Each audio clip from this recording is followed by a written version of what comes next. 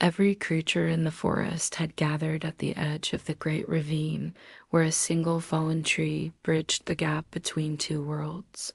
On one side stood everything familiar and safe. On the other side lay the legendary meadow where food grew abundant and water ran crystal, clear and life promised to be everything they had always dreamed. But there was a problem. A massive bear had claimed the bridge as his territory, and he allowed no one to pass without paying a terrible price. Animals had tried running across, and the bear had caught them. Others had tried fighting, and the bear had destroyed them. Some had tried begging and pleading, and the bear had simply laughed before adding them to his collection of victims. Hope was dying. The forest was starving. And then a fox appeared at the edge of the crowd and did something that made every creature gasp in disbelief. She sat down. She did not run or fight or beg. She simply waited. And in that moment, the entire forest forgot how to breathe. Her name was Kira, and she had traveled from distant lands where survival required more than strength or speed. She had learned secrets that these forest creatures had never imagined. While the crowd watched in confused silence, she settled into a comfortable position, her amber eyes fixed on the bear with an expression that held neither fear nor aggression, just patience. Infinite patient observation. The bear noticed her immediately and let out a thunderous roar that shook the trees and sent birds scattering into the sky. But Kira did not flinch. She simply watched. The bear roared again, louder this time, his massive body moving toward her with clear, threatening intent. Still she did not move. She breathed slowly and steadily, her tail curled around her paws, as if she had all the time in the world. "What are you doing?" the other animals whispered frantically. "Run before he kills you. Fight before it is too late. Do something, anything but sit there waiting for death." But Kira only smiled, a mysterious, knowing smile that suggested she understood things they could not yet comprehend. "I am doing the most powerful thing any creature can do," she replied, her voice calm and measured. "I am watching. I am learning. I am waiting for the moment that has not yet arrived, but certainly will." The animals looked at each other in bewilderment. This fox had clearly lost her mind. No one survives by waiting. No one wins by doing nothing. Or so they believed. The bear reached the edge of his territory and stopped. He was used to creatures who ran, which triggered his chase instinct. He was accustomed to creatures who fought, which awakened his battle rage. He knew how to handle begging, which satisfied his sense of dominance. But this fox who simply sat and watched with those unblinking amber eyes confused him deeply. "What are you doing?" He growled, his voice like thunder rolling through the ravine. "Why do you not run, or fight, or plead for your pathetic life?" Kira tilted her head slightly, as if genuinely considering his question. "Because running, fighting, and pleading have not worked for anyone else," she answered. "So I am trying something different. I am being patient." The bear laughed, but there was uncertainty hidden beneath his mockery. "Patient for what? For me to die of old age? I could kill you right now, before you even finished your next breath." Kara nodded as if acknowledging a valid point. "You could," she agreed, "but you will not, at least not yet. Because you are curious now? You have never encountered a creature like me, and that curiosity will keep you wondering just a little longer. And while you wonder, I will keep watching. I will keep learning. I will keep waiting." The bear stared at her for a long moment, something shifting behind his small dark eyes. Then he turned and walked back to his position on the bridge. The fox had survived the first test. Days passed and Kira maintained her vigil. She ate sparingly from what the forest provided, and she slept in short intervals, never fully losing awareness of the bear and his movements. The other animals thought she was insane. They whispered about her behind the trees, calling her foolish and delusional. Some even mocked her openly. "Look at the fox who thinks she can defeat a bear by sitting still. Perhaps she plans to bore him to death." But as the days stretched into weeks, something began to change. The animals noticed that Kira was taking notes in her mind. She observed when the bear slept and when he woke. She tracked his eating patterns and his moments of alertness and his periods of lazy distraction. She studied the bridge itself, noting which boards were strong and which had begun to rot. One young rabbit approached her during a quiet evening when the bear was snoring on his side of the ravine. "Why do you do this?" he asked, his voice trembling with fear and fascination. "Why waste your life watching when you could have moved on to find another path, another way to survive?" Kira looked at the young rabbit with kindness in her eyes. "Because sometimes the only way forward is through," she said. "And the only way through is with perfect timing. I am not wasting my life. I am investing it. Every moment of observation is a deposit into a bank of knowledge that will pay dividends when the right moment arrives." Patience is not passive. It is preparation disguised as stillness. The rabbit did not fully understand, but something in her words planted a seed in his mind. He began watching too. Then other animals joined him.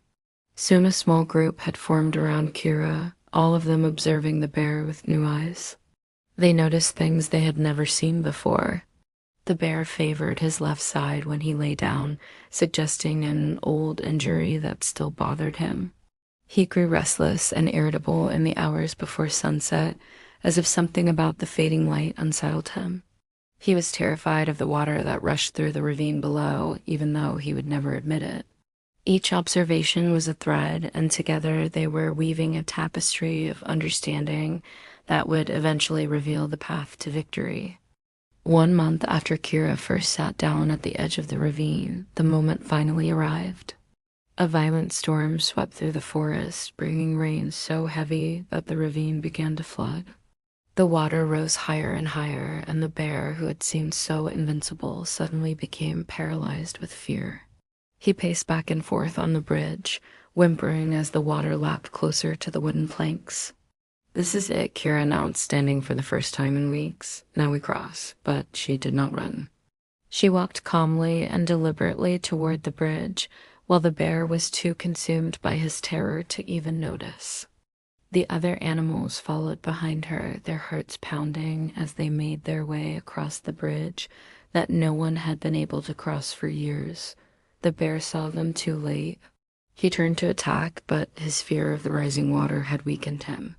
His movements were slow and uncoordinated. And then Kira did something that shocked everyone. She stopped directly in front of him and spoke. "You have been a prisoner here for far too long," she said. "This bridge is not a throne. It is a cage." The bear stared at her, not understanding. "You could come with us," she continued. "The meadow has enough for everyone. You do not have to be alone anymore." The bear's eyes filled with something no one had ever seen in them before. Tears. All these years of violence and intimidation had been his way of dealing with a loneliness so profound that he had forgotten it was even there. Kira had waited and watched long enough to see past his rage into the wounded creature beneath. And now she offered him something no one else ever had: compassion. The bear lowered his head, and for the first time in his life, he did not fight or threaten or demand tribute. He simply walked beside the fox and the other animals across the bridge toward a new beginning. This story contains a truth that most people spend their entire lives failing to learn. We live in a world that worships instant action and immediate results. We are told that hesitation is weakness and patience is laziness. We glorify those who charge forward without thinking and dismiss those who take time to observe and understand. But the fox knew better. She understood that impatience is often the most expensive mistake we can make. The animals who rushed the bridge before her were not brave. They were reckless, and their recklessness cost them everything. Kira's patience was not the absence of action. It was the wisdom to recognize that the right action at the wrong time is still wrong. Think about the times in your own life when impatience led you to disaster. The relationship you rushed into before truly knowing the other person. The job offer you accepted without researching the company. The The words you spoke in anger before taking time to understand the full situation. The investment you made based on excitement rather than analysis. How many of those impulsive decisions would you take back if you could? How much pain could have been avoided if you had simply waited, watched, and learned before acting? The fox at the ravine is a mirror showing you who you could become if you embrace patience as your greatest weapon. But patience without purpose is just procrastination. This is where most people misunderstand the lesson. Kira was not passive. She was intensely active in her stillness. Every moment of waiting was filled with observation and analysis and strategic thinking. She was preparing for a moment she knew would come, even though she did not know exactly when or what it would look like. This is the difference between a patient person and a paralyzed one. The patient person is gathering intelligence, building knowledge, and positioning themselves for maximum impact when opportunity arrives. The paralyzed person is simply avoiding action out of fear and calling it patience. There is an ancient proverb that says the best time to plant a tree was 20 years ago, and the second best time is now. But there is a hidden third truth within this wisdom. After you plant the tree, you must wait. You cannot pull on the seedling to make it grow faster. You cannot demand that it produce fruit before its time. You must trust the process, nurture the soil, and allow the natural rhythms of growth to unfold. Your dreams work the same way. Your goals follow the same pattern. Plant them with intention, nurture them with effort, and then have the wisdom to wait for the harvest without destroying the crop through impatience. The forest never forgot what Kira taught them that day. They built a new community in the meadow, one based on observation and understanding rather than reactive fear. When problems arose, they did not immediately panic and rush toward solutions. They sat with the problem. They studied it from every angle. They waited for patterns to emerge and weaknesses to reveal themselves. And when they finally acted, their actions were precise and effective because they were informed by patience. The bear became the protector of the meadow, using his strength in service of the community rather than in dominance over it. He had been transformed not by force, but by the patient compassion of a fox who saw what others refused to look for. Consider the areas of your life where you have been rushing and failing repeatedly. Perhaps you keep jumping from job to job, never staying long enough to build real expertise or meaningful relationships. Perhaps you abandon projects halfway through because results are not coming fast enough. Perhaps you give up on people before truly understanding them, or give up on yourself before discovering what you are truly capable of. What would happen if you applied Kira's approach to these areas? What would you discover if you sat with your challenges and observed them with curiosity instead of reacting with frustration? The storm that enabled Kira's crossing was not an accident. Storms always come eventually. Opportunities always emerge for those positioned to receive them. But most people are so busy running around frantically that they miss the moment entirely. They are not watching, they are not learning, they are not prepared. When their storm finally arrives, they are too exhausted from all their futile activity to take advantage of it. Kira conserved her energy during the waiting period. She stored up her strength, both physical and mental. When the moment came, she was ready. She moved with calm, decisive purpose while everyone else was caught off guard. Timing is not luck. Timing is the reward for patience combined with observation. The greatest investors do not succeed because they are smarter than everyone else. They succeed because they wait for the right opportunity while others chase every shiny distraction. The greatest leaders do not achieve their position by reacting to every crisis. They achieve it by understanding which battles to fight and which to let pass. The greatest relationships are not built by people who rush into intimacy. They are built by people who take time to truly know and understand their partner before making deep commitments.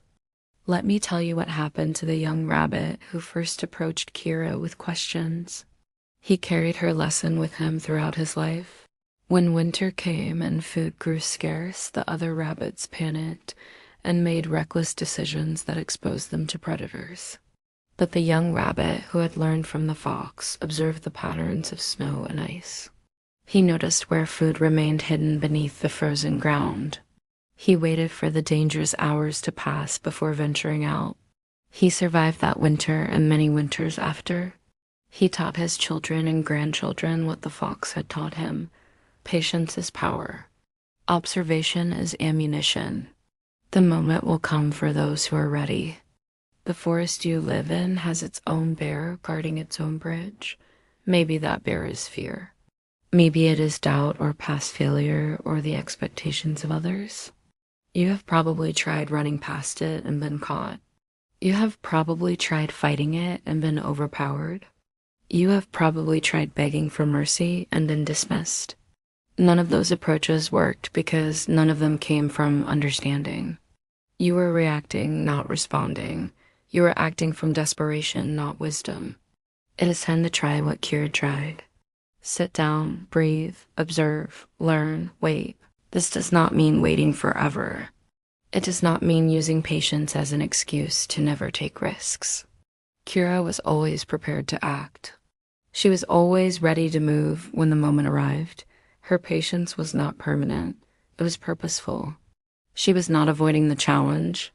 She was positioning herself to overcome it in the most effective way possible. Your patience should have the same quality. It should be active, not passive. Intentional, not accidental. Limited by wisdom, not extended by fear. The entire forest forgot how to breathe when Kira sat down because they had never seen anything like it. They could not comprehend stillness in the face of threat. They did not understand that sometimes the most powerful thing you can do is nothing at all. But the nothing was never really nothing. The nothing was observation. The nothing was learning. The nothing was waiting for a moment that patience alone could reveal. When that moment came, Kira did not hesitate. She moved with the confidence that only deep understanding can provide. And she crossed the bridge that everyone said cannot be crossed. Your bridge is waiting. Your storm is coming. The question is not whether opportunity will arrive. It always does. The question is whether you will be ready when it does. Will you have spent your waiting time in frantic, useless activity that exhausts you before the race even begins? Or will you have spent it like Kira, in patient, powerful observation that positions you for perfect action at the perfect moment? The choice is yours. The forest is watching. And when you finally cross that bridge, you will understand why patience is not the opposite of action. Patience is the foundation upon which all great action is built.